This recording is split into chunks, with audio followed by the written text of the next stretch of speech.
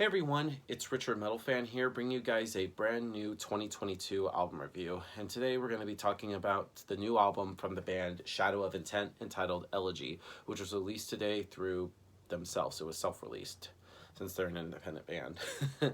Now, I'm pretty sure some people probably have heard of Shadow of Intent. They're a deathcore band from Connecticut. These guys have been around since 2013.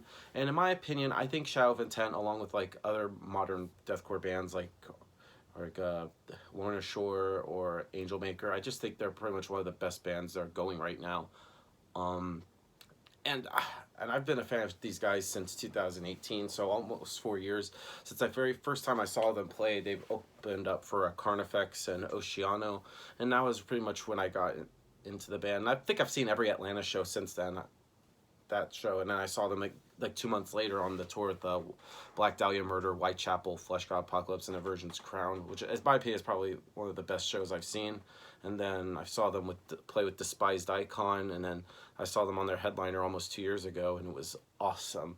And Shadow of Intent, for me, I just think they've been putting out albums since their debut album in 2016 called Primordial, which I thought was a pretty good album. I definitely feel like they stood out from other bands in the genre, including like even the ones that started them, Despised Icon. I just think that Shadow of Intent just really just steps up the game and tries to make themselves different from other bands in that genre. And then, of course, the year later they put out Reclaimer, which I thought was a really good album. This was right around the time when I first got into the band. And then their last album, Melancholy, I thought was a really good album, one of my favorites from 2019. And now I just think that kind of like showcases almost kind of like another evolution in the Shadow of Intent sound, where they're kind of like having that deathcore style but also having incorporating a lot more of the symphonic elements to their sound, and almost having hints of like mostly in the melody a little bit, and mostly the instrumentation, while the vocals carry a lot of the aggression. And here we are with the band's fourth album. Does it kind of live up or exceed what Melancholy has? In my honest opinion, I think it definitely has. I think the band really just stepped up in terms of like songwriting, musicianship, lyrics, everything. I just think Shadow of Intent just really does a really great job. Let's just talk about like the production. Production on this album is great. I believe Chris Wiseman also produces as well as writes a lot of the music and plays guitar, the band. And this also loved the orchestration on here. From what I heard, I believe it was Francesco from Flesh God Apocalypse had actually done a lot of the orchestration on this album, which is really awesome. It kind of makes the songs feel a lot full. Gives it a lot of like epicness to the overall sounds itself. One thing to know about is like the vocals. Ben Dewar, in my opinion, I think he's one of the best deathcore vocalists going right now. He puts a lot of like aggression into his voice. When he does those low gutturals, it's just like he's sick. And I say it again, I think he's him, along with like Will Ramos of Lorna Shore, Alex Terrible of Slaughter to Reveal. I just think he's one of the best vocalists going right now today, and he really just showcases it with this album.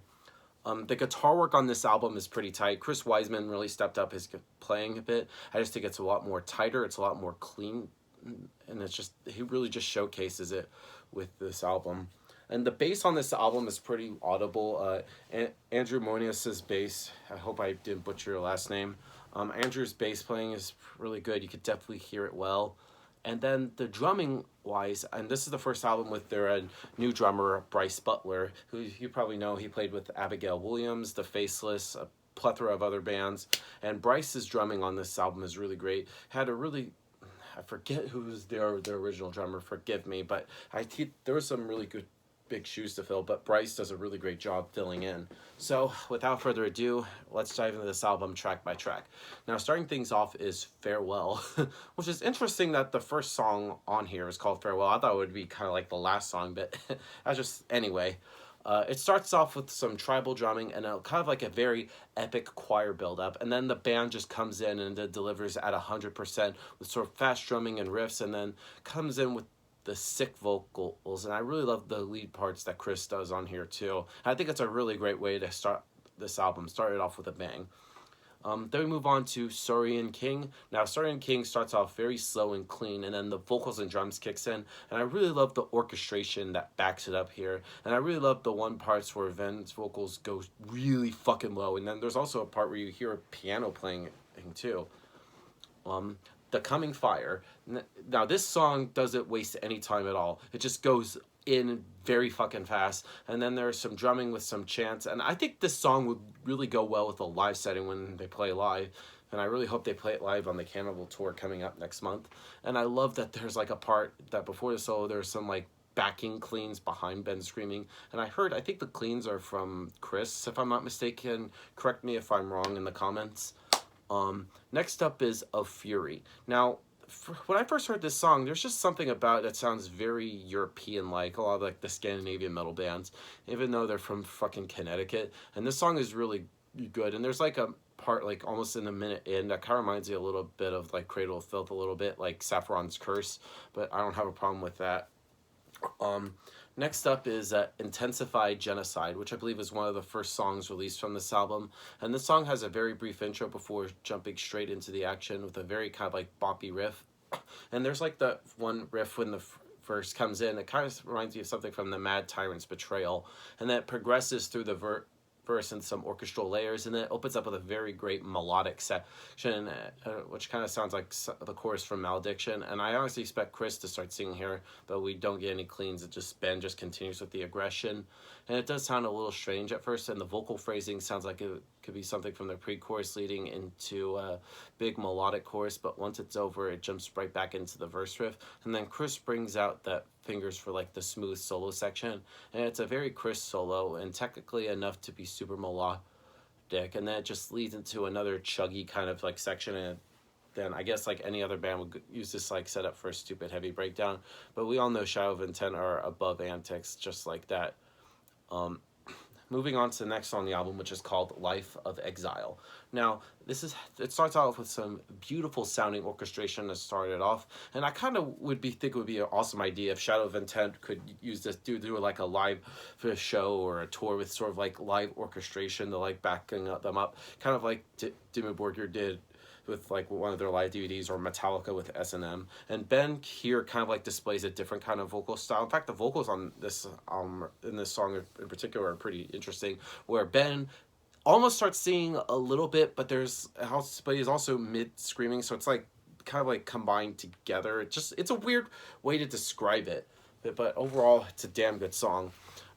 Next up is Where Millions Have Come to Die. Now, this song features a guest appearance from Phil Bozeman from Whitechapel. Now, Shadow of Intent are known for having guest appearances on albums. Like the first album, they had Dan Watson, and then from Enterprise Earth, and then the next album, they had Jason Evans of Ingested and Alex Terrible from Slaughter to Prevail, and the last album, Melancholy, they had Trevor from Black Dahlia Murder. But anyway, this song kind of is led by marching drums, then Ben just immediately goes into like a harrowing speed vocal melody or medley, I should say, and then this track is filled with some unbelievable pace throughout. It just fits perfectly for Phil's to go right in relatively early in the piece, and it's actually quite awesome to hear the guest vocalists in the track that take on the deathcore style that Whitechapel used to dabble on a lot more before taking on sort of like that more melodic stuff especially with their latest album, Kin, and I just think it's a fucking great song. Moving on to From Muin Rewise, which is the first single from this album I just remembered. And I'm loving sort of like the orchestral bits here in the bridge, which is just classy backing with the solo, big sweeps. And I can tell this song is going to be a bit harder when I understand the meaning and sort of like the context fitting in with the rest of the album. But overall, I just think it's a really solid track. And it succeeds at sort of like setting the mood. It doesn't necessarily try to be something it doesn't need to be, which I think the album dynamics here are important. Next song on the album is called Blood in the Sands of Time. Now this song, kind of like Where Millions Have Grown to Die, that also features a guest appearance from Chuck Billy of Testament. Now, and this song, starting off musically, you could definitely tell it sounds a bit thrashier, but it also has that signature Shadow of Intent sound. And then Chuck's vocals come in a little bit halfway through, and he kills it where he does almost kind of like that vocal style that he did on like Demonic or Demonic Era or The Gathering. And it's the only shitty thing is he was only in the minute and that's it. I kind of wish he would have been used a little bit more on here. That's just my little gripe about it. But anyway, next song is Reconquest. Now this song is similar to Saurian King. It starts off very slow and clean. And this song is also instrumental. It's a really good song. And then we close things out with the three-part Elegy trilogy. Now, first thing off is Elegy 1 Adapt, which starts off very slow and ambient, and then it slightly picks up a bit, and then it just leads into the next part, being Device. Now, this song has like a little 3-second bass line that just kicks in at full force, and some sick guitar work and orchestration to back it up. And then we conclude the album in entirety with Overcome, which is the longest song on here, which is about 6 minutes in length. It starts off with some sick chugging, and then immediately it's just sick, and it just shows like the band at its finest instrumentally. Now, overall, Elegy by Shadow of Intent, it is a really good album. Definitely one of the best newer bands to come out in the last few years. So if I have to give this song a score, I'm going to give Elegy by Shadow of Intent a solid 8.5 out of 10. So yeah, that's my review of Elegy, guys. Let me know in the comments what you guys think about them. And if you're anybody from Atlanta is going to see them next month with Whitechapel, Cannibal Corpse, and Revocation, and I will be there. They'll be seeing them at the first show of the tour at Center Stage in Atlanta, Georgia. So hope to see you all there. But anyway, thank you guys for watching this video. Let me know in the comments what you guys think about the new Shadow of Intent, and I'll see you all in the next one. And as always, keep it metal.